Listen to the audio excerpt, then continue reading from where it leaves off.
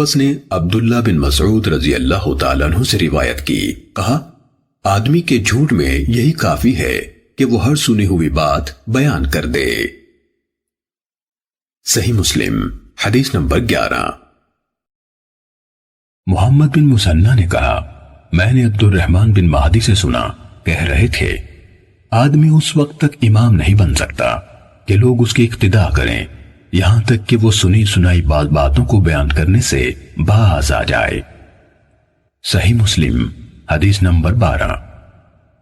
سفیان بن حسین سے روایت ہے کہ ایاس بن معاویہ نے مجھ سے مطالبہ کیا اور کہا میں تمہیں دیکھتا ہوں تم قرآن کے علم سے شدید رغبت رکھتے ہو، تم میرے سامنے ایک سورہ پڑھو اور اس کی تفسیر کرو تاکہ جو تمہیں علم ہے میں بھی اسے دیکھوں۔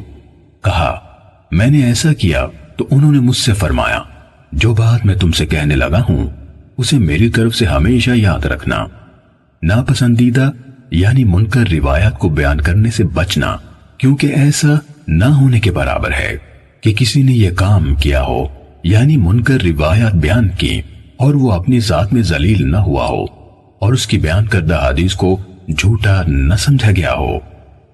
صحیح مسلم حدیث نمبر 13۔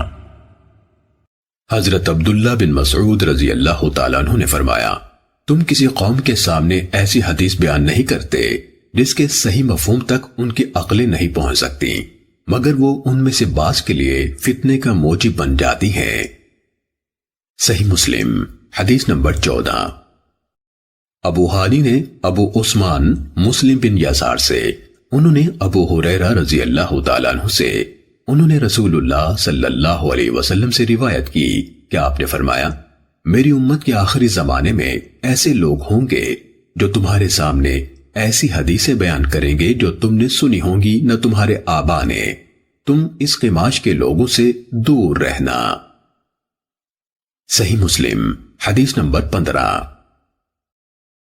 شراحیل بن یزید کہتے ہیں مجھے مسلم بن یسار نے بتایا کہ انہوں نے ابو ہریرہ رضی اللہ تعالیٰ عنہ کو یہ کہتے ہوئے سنا کہ رسول اللہ صلی اللہ علیہ وسلم نے فرمایا آخری زمانے میں ایسے دجال یعنی فریب کار کذاب ہوں گے جو تمہارے پاس ایسی احادیث لائیں گے جو تم نے سنی ہوں گی نہ تمہارے آبا نے، تم ان سے دور رہنا کہیں وہ تمہیں گمراہ نہ کر دیں اور تمہیں فتنے میں نہ ڈال دیں۔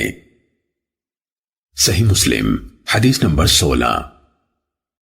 عامر بن عبدہ سے روایت ہے، کہا حضرت عبداللہ بن مسعود رضی اللہ تعالیٰ عنہ نے فرمایا بلا شبہ شیطان کسی آدمی کی شکل اختیار کرتا ہے، پھر لوگوں کے پاس آتا ہے اور انہیں جھوٹ پر مبنی کوئی حدیث سناتا ہے، پھر وہ بکھر جاتے ہیں۔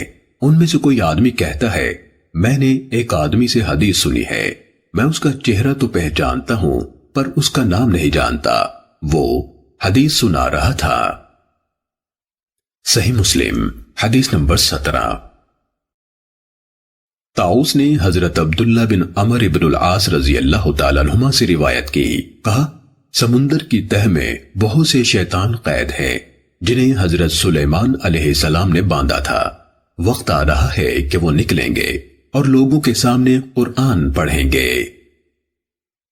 صحیح مسلم حدیث نمبر 18۔ ہشام بن حجیر نے طاؤس سے روایت کی، کہا یہ یعنی ان کی مراد بشیر بن قعب سے تھی، حضرت ابن عباس رضی اللہ تعالیٰ عنہما کے پاس آیا اور انہیں حدیثیں سنانے لگا۔ ابن عباس رضی اللہ تعالیٰ عنہما نے اس سے کہا فلاں فلاں حدیث دہراؤ، اس نے دہرا دی، پھر ان کے سامنے احادیث بیان کی۔ انہوں نے اس سے کہا فلاں حدیث دوبارہ سناؤ، اس نے ان کے سامنے دہرا دی۔ پھر آپ سے عرض کی میں نہیں جانتا کہ آپ نے میری بیان کی ہوئی ساری احادیث پہچان لی ہیں اور اس حدیث کو منکر جانا ہے یا سب کو منکر جانا ہے اور اسے پہچان لیا ہے۔ حضرت ابن عباس رضی اللہ تعالیٰ عنہما نے اس سے کہا جب آپ صلی اللہ علیہ وسلم پر جھوٹ نہیں بولا جاتا تھا ہم رسول اللہ صلی اللہ علیہ وسلم سے احادیث بیان کرتے تھے، پھر جب لوگ ہر مشکل اور آسان سواری پر سوار ہونے لگے یعنی بلا تمیز صحیح و ضعیف روایت بیان کرنے لگے تو ہم نے براہ راست آپ صلی اللہ علیہ وسلم سے حدیث بیان کرنا ترک کر دیا۔ صحیح مسلم حدیث نمبر 19۔ محمد بن رافع، عبد الرزاق ابن طاؤس ताउस के बेटे ने अपने वालिद ताउस से, उन्होंने हजरत इब्ने अब्बास रजी अल्लाह अन्हुमा से रिवायत की। उन्होंने कहा, हम रसूलुल्लाह सल्लल्लाहु अलैहि वसल्लम की अहादीस हिफ्ज करते थे और रसूलुल्लाह सल्लल्लाहु अलैहि वसल्लम से मरवी हदीस की हिफाजत की जाती थी, मगर जब से तुम लोगों ने बगैर तमीज के हर मुश्किल और आसान पर सवारी शुरू कर दी तो ये मामला दूर हो गया, यानी ये बाईद हो गया कि हमारी तरह के मोहताज लोग इस तरह बयान करदा अहादीस को कबूल करें फिर याद रखें। सही मुस्लिम हदीस नंबर 20।